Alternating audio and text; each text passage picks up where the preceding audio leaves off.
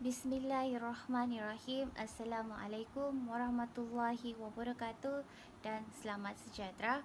Pada kali ini kami akan membentangkan tentang hukum pembedahan menurut usul fiqh.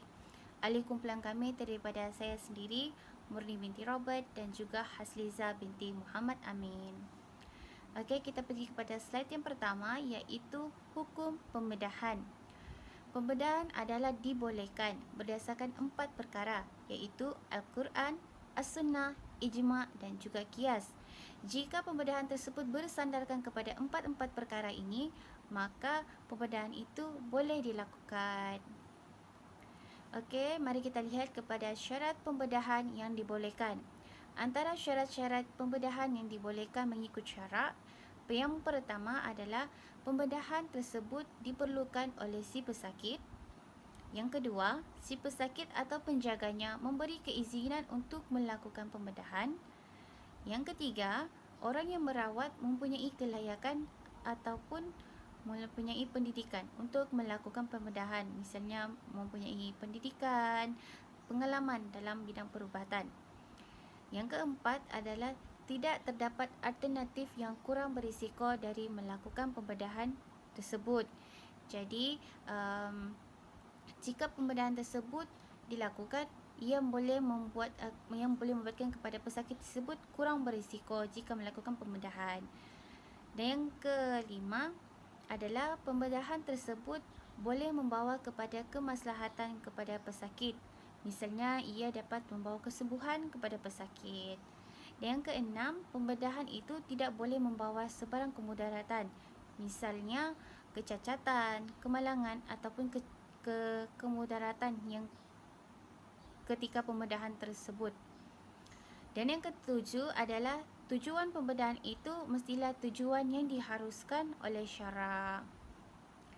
Hukum pembedahan tersebut tertakluk kepada sejauh mana pembedahan itu memenuhi syarat-syarat tersebut, iaitu 7 syarat yang dibolehkan oleh syarak dalam Islam. Maka jika ketujuh-tujuh itu dapat dipenuhi, maka pembedahan tersebut telah mengikut syarat-syarat yang dibolehkan oleh syarak. Okey, seterusnya kita pergi kepada jenis-jenis pembedahan. Jenis pembedahan terbagi kepada dua, iaitu pembedahan harus dan juga pembedahan haram. Jadi mari kita lihat terlebih dahulu iaitu pembedahan harus. Pembedahan harus. Yang pertama, pembedahan bagi kes yang kritikal. Pembedahan jenis ini adalah wajib hukumnya jika si pesakit tersebut dalam keadaan kritikal.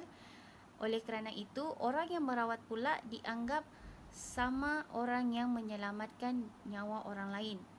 Dianggap sama orang yang menyelamatkan orang lain. Misalnya di sini adalah orang yang merawat itu dipertanggungjawabkan untuk menyelamatkan si pesakit ketika pesakit tersebut dalam keadaan yang kritikal. Contohnya, pembedahan jenis ini ialah seperti pembedahan untuk mengeluarkan peluru yang berada di dalam badan pesakit. Itu bagi pembedahan bagi kes yang kritikal. Seterusnya adalah pembedahan untuk menghilangkan kecacatan. Pembedahan ini bertujuan untuk menghilangkan kecacatan yang menyulitkan adalah dibolehkan menurut Islam, di mana kecacatan yang boleh menyusahkan atau menjatuhkan kewibawaan seseorang atau nilai diri seseorang, maka pembedahan tersebut mempunyai kemaslahat yang diakui oleh syarak. Maka pembedahan tersebut boleh dilakukan. Contohnya adalah pembedahan memotong jari yang menyukarkan pergerakan tangan. Misalnya, jika pesakit tersebut sejak lahir mempunyai 6 jari, maka dibolehkan pesakit tersebut memotong salah satu jari yang boleh menyukarkan pergerakan ataupun yang boleh membawa kepada kejatuhan diri si pesakit. Itu adalah bagi pembedahan untuk menghilangkan kecacatan. Seterusnya, mari kita lihat kepada pembedahan untuk menghilangkan penyakit. Di sini terbagi kepada dua, iaitu pembedahan yang dialami dan juga pembedahan yang bertujuan untuk menghindar penyakit yang dijangka akan berlaku. Pembedahan yang sedang dialami. Pembedahan ini boleh dilakukan kerana wujudnya kesulitan kepada si pesakit. maka orang yang merawat itu dipertanggungjawabkan untuk menghilangkan penyakit tersebut bagi mengelakkan kesulitan kepada pesakit. Seterusnya adalah pembedahan bertujuan menghindar penyakit yang dijangka akan berlaku. Pembedahan ini dibolehkan dilakukan kerana syarat diyakini atau sangkaan yang kuat bahawa penyakit tersebut akan berlaku. Tetapi jika sebaliknya, maka pembedahan tersebut tidak boleh dilakukan. Contohnya adalah seperti penyakit kanser yang mengikut tahap, maka jika di tahap yang awal, pembedahan yang tersebut boleh dilakukan untuk mengelakkan daripada kanser tersebut merebak menjadi kepada tahap-tahap yang lebih teruk. Maka tujuan pembedahan tersebut boleh dilakukan bagi mengelaknya penyakit bersebar ataupun dijangka akan berlaku. Okey, itu bagi pembedahan untuk menghilangkan penyakit. Seterusnya adalah pembedahan bersalin. Melahirkan anak mestilah dilihat dari segi keperluan. Jika pembedahan dipaksa dilakukan, jika tidak dilakukan, pembedahan akan membawa kepada kematian si ibu ataupun janin. Maka pembedahan tersebut wajib dilakukan. Kerana tujuan pembedahan ini untuk menghindarkan kesulitan semasa bersalin. Maka dalam ini, pihak yang terlibat perlu memastikan tiada sebarang kesan sampingan yang boleh membawa kepada kemudaratan kepada pesakit, terutamanya kepada si ibu maupun anak yang dilahirkan. Okey, seterusnya adalah pembedahan berkatan. Berkatan menurut fiqh ialah memotong kulit kemaluan yang menutupi hasyafah bagi lelaki dan memotong sedikit dari daging kelintit bahagian atas bagi kaum wanita. Secara umumnya berkatan adalah wajib dilakukan dalam Islam. Pembedahan berkatan ini adalah dibolehkan melalui pembedahan ataupun mengikut secara tradisional. Maka pembedahan berkatan ini adalah dibolehkan. Okey, seterusnya kita pergi kepada pembedahan mayat. Para fuqaha silam telah membincangkan berkenaan masalah ini. Kerana contohnya apabila terdapat janin yang masih hidup di dalam perut ibunya yang sudah meninggal dunia, maka wajib dibedah perut ibu untuk menyelamatkan janin tersebut. Dan janin tersebut harus dikebumikanlah. Maksudnya si ibu itu harus dikebumikan dan janin tersebut akan diselamatkan, disimpan dalam kotak-kotak kelahiran lah bagi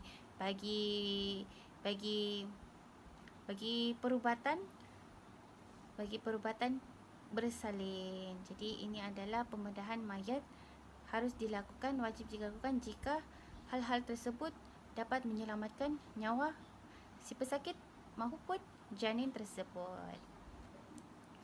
Okey, seterusnya pembedahan mayat untuk mengetahui punca penyakit. Pembedahan jenis ini terbagi kepada dua jenis, iaitu pembedahan bertujuan mengetahui hal-hal rawatan dan juga pembedahan untuk mengetahui punca kematian, iaitu bedah siasat. Jadi, pembedahan mayat ini boleh dilakukan untuk mengetahui punca penyakit ataupun kematian. Okey. Seterusnya adalah pembedahan untuk mengetahui hal-hal rawatan. Mempelajari selok-belok pembedahan dan yang berkaitan dengannya. Tiada cara lain untuk mengetahui punca penyakit ataupun seumpamanya kecuali melainkan melalui pembedahan mayat. Mayat yang dibedah hendaklah mayat orang bukan Islam. Jika menghadapi kesukaran, maka bolehlah dibedah bagi mayat orang Islam. Jadi ini adalah pembedahan untuk mengetahui hal-hal rawatan, untuk mengetahui ataupun menjadi eksperimen kepada para saintis. Okey, seterusnya adalah pembedahan untuk mengetahui punca kematian. Contohnya bedah siasat. Apabila berlaku kematian kepada seseorang yang disyaki akan mengandungi unsur jenayah di dalamnya, maka boleh dilakukan pembedahan ke atas si mayat tersebut bagi menyelesaikan kes-kes ataupun isu-isu yang berlaku pada si pesakit tersebut. Maka pembedahan tersebut adalah dibenarkan menurut Islam. Seterusnya adalah pembedahan untuk memastikan status jantina. Terdapat bayi yang disangka perempuan kerana keadaan alat kelaminnya, tetapi hakikatnya ia seorang lelaki. Kemaluannya tidak zahir di luar. Akibat perkara itu, doktor perlu membuat rawatan untuk menarik keluar kemaluan yang tersembunyi. Hukum pembedahan ini adalah wajib kerana pembedahan yang dilakukan adalah untuk menzahirkan jantina yang sebenar, bukan untuk menukar jantina. Maka pembedahan untuk memastikan status jantina ini adalah dibenarkan dalam Islam. Seterusnya, hukum pembedahan kembar siam. Kembar siam sama hukumnya dengan manusia normal. Tidak harus dipisahkan kembar siam, melainkan apabila wujud-wujudnya syarat-syarat harus pembedahan, misalnya membawa kepada kejatuhan kewibawaan ataupun jati diri seseorang tersebut, maka pembedahan itu boleh dilakukan. Seterusnya, pembedahan haram. Pembedahan haram terbahagi kepada dua. Yang pertama, pembedahan kosmetik. Pembedahan kosmetik yang dijalankan adalah untuk tujuan kecantikan atau mengubah kulit wajah supaya kelihatan lebih muda, seperti menegangkan kulit wajah yang sudah berkedut. Contohnya, pembedahan hidung, menghaluskan dagu jika terlalu besar, membesarkan buah dada, menghilangkan kedut muka, menipiskan bulu kening dan membuang lemak-lemak di punggung. Pembedahan yang kedua adalah pembedahan menukar jantina. Pembedahan untuk menukar jantina adalah diharamkan. Dalil pengharaman adalah cukup jelas daripada Al-Hadis. Situasi-situasi yang mana tidak memerlukan keizinan dari pesakit atau warisnya. Kemudaratan mesti dihapuskan. Ketika si pesakit memerlukan rawatan segera seperti mangsa kemalangan yang sedang mengalami pendarahan seserius. Yang kedua, ketika si pesakit menghadapi penyakit yang mudah merebak dan berbahaya. Hukum rawatan tanpa meminta keizinan. Menurut jumhur fuqaha, ganti rugi wajib dibayar kepada pesakit jika ia tidak mengizinkan rawatan dijalankan ke atas dirinya. Hukum ini meliputi rawatan yang memberi manfaat atau sebaliknya menyembunyikan hela si doktor yang ingin mengambil kesempatan ke atas dirinya. Hukum kegagalan rawatan tanpa keizinan. Apabila berlaku kegagalan rawatan tanpa keizinan, doktor akan dikenakan ta'zir dan qisas. Contohnya, di Arab Saudi terdapat seorang pesakit dijangkiti virus HIV dan AIDS dan meninggal dunia akibat kecuaian seorang doktor. Maka doktor tersebut akan dikenakan hukuman qisas. Hukum kegagalan rawatan setelah mendapat keizinan. Apabila berlaku sesuatu kemudaratan seperti si pesakit yang diberi rawatan, maka doktor yang bertugas di sektor awam atau swasta berhak mendapat perlindungan daripada majikan mereka dengan mengambil kira perkara berikut. Yang pertama, jika tugas yang diarahkan dijalankan termasuk skop tugas biasa pegawai berkenaan dan tiada bukti yang pegawai berkenaan telah dan sengaja melakukan kesalahan itu.